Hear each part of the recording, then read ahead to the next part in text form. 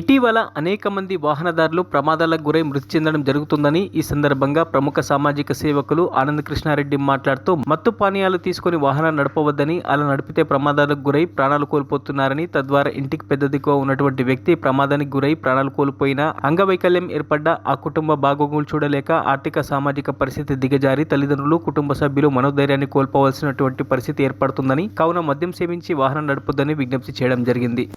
Bollaram municipal ప్రజలందరికీ నమస్కారం. నా పేరు కేజీఆర్ ఆనంద్ కృష్ణారెడ్డి. హిందూ, ముస్లిం, క్రిస్టియన్స్ వాళ్ళందరికీ రెండు చేతులు జోడించి రిక్వెస్ట్ చేసుకుంటున్నాను. డ్రింక్ అండ్ డ్రైవ్ వాహనం నడపకండి, 2 వీలర్ కానీ 4 వీలర్ కానీ.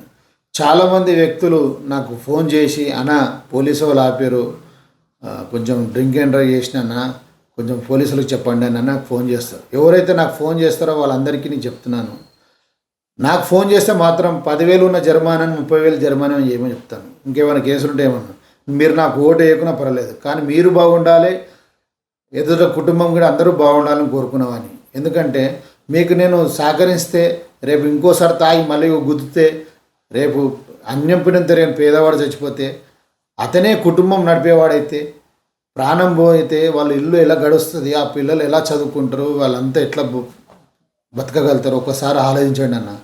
అదే మీరు ఆ ప్లేస్లో ఉంటే ఒకసారి అర్థం చేసుకొని దయచేసి డ్రింక్ అండ్ డ్రైవ్ మాత్రం చేయకండి.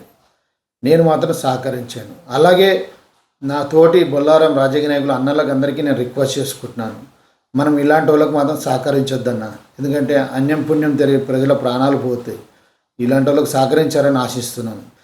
డ్రింక్ అండ్ డ్రైవ్ చేసే అన్నదమ్ములకు అందరికీ రిక్వెస్ట్ చేసుకుంటున్నాను, ప్లీజ్ డ్రింక్ అండ్ డ్రైవ్ చేసి రోడ్డు మీద రాకండి అన్న. మీరు తాగాలంటే ఇంట్లో కూర్చొని తాగండి, కానీ అన్నం పుణ్యం తెలియని పేదవాళ్ళ ప్రాణాలు తీయొద్దని చెప్పి మీ అందరికీ రిక్వెస్ట్ చేసుకుంటున్నాను.